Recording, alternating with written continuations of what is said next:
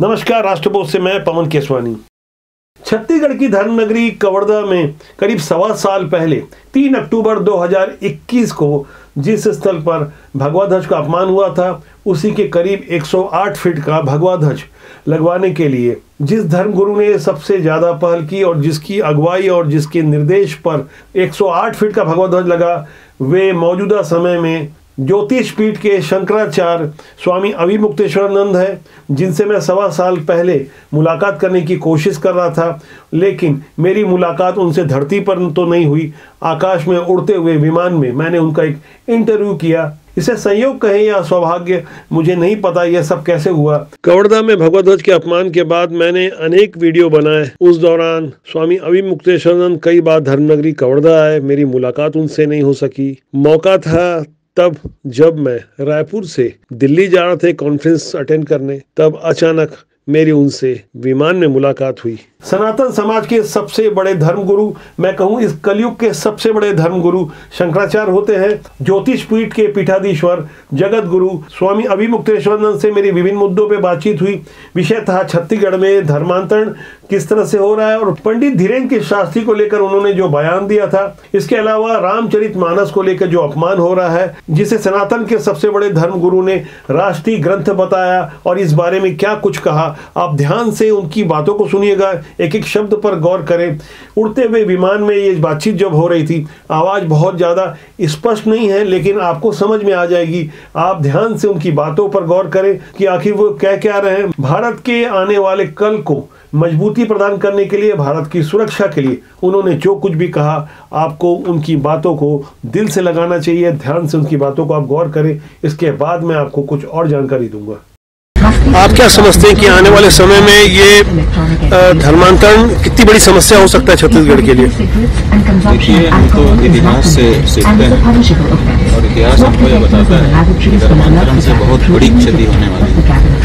पहले जब धर्मांतरण भारत में शुरू हुआ था तो हम लोगों ने इसको लाइटली लिया था कि भाई ठीक है, कोई इस रूप में नहीं उस रूप में ईश्वर की उपासना कर रहा है, क्या फर्क पड़ता है। लेकिन बाद में देखिए, भारत के टुकड़े हो गए। भारत के टुकड़े क्यों हुए? क्योंकि कुछ लोग हमारे ही बीच के धर्मांतरित होकर के अपने आप को अलग समझ रहे थे और वो हमारे साथ रहने में परेशानी महसूस कर रहे थे। तो देश के टूटने जैसा बड़ा परिणाम हम धर्मांतरण का भोग चुके हैं। अब क्या हम चाहते हैं कि इससे भी बड़ा कोई परिणाम हमको मिले? धर्मांतरण के बारे में तो सजग रहना ही होगा। पंडित धीरेन्द्र शास्त्री की छत्तीसगढ़ में काफी चर्चा रही और आपका एक बयान भी आया चमत्कारों को लेकर के, और फिर उन्होंने भी अपनी बातें रखी। एक बार आप तो स्पष्ट करेंगे कि वो जो बातें कह रहे हैं कि चमत्कार नहीं है, वो स्वीकार कर रहे हैं, लेकिन ये है कि एक तो ये बात स्पष्ट हो जाए कि हमने हमारा ये सिद्धांत कि हम और हमारी अपनी मर्यादा भी किसी व्यक्ति विशेष के बारे में या किसी संस्था विशेष के बारे में हम कोई टिप्पणी नहीं करते। इसलिए हमने उनके विशेष तौर पर उनके बारे में कोई टिप्पणी नहीं की।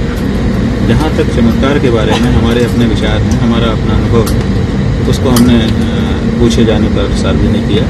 और हमारा ये मानना है कि व्यक्ति को पुरुषार्थी होना चाहिए और ये सरल रास्तों के पीछे जाने की इच्छा नहीं करनी चाहिए, क्योंकि ऐसे सरल रास्ते असल में होते नहीं हैं। लगता है कि हैं, लेकिन होते नहीं हैं। अगर होते तो फिर देश दूसरे रूप में होता।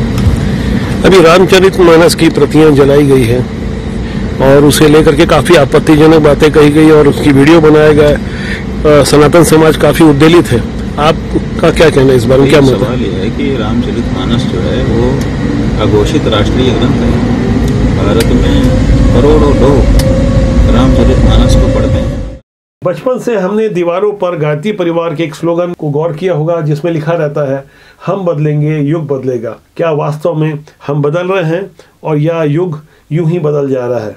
इस पर आप चिंतन मनन करें। खासकर जब धर्म की बात आती है, देश की बात आती है, वहाँ हिंदुओं के सबसे बड़े धर्मगुरु शंकराचार्य अपने मुखारबिंद से जो बातें कह रहे हैं, दिल से कह रहे हैं, उनकी बातों को गौर करें ताकि आने वाला कल सुरक्षित रहे, मानवता बची रहे, देश सुदृढ़ हो। देश को तोड़ने वाली ताकतों से आप सावधान रहें। राष्ट्रपति के जनमन से मैं आपसे चाहूंगा कि इस बातचीत पर आपका क्या कहना है। जगत गुरु ने जो कुछ कहा वह आने वाले भारत के लिए किस तरह से मील का पत्थर साबित हो सकता है। इस बारे में अपनी राय को आप कमेंट सेक्शन में जाके जरूर लिखिएगा। आज के लिए इतना ही। बहुत जल्दी मैं आपसे कुछ और बड़ी जानकारी के साथ मिलूंगा। नमस्कार।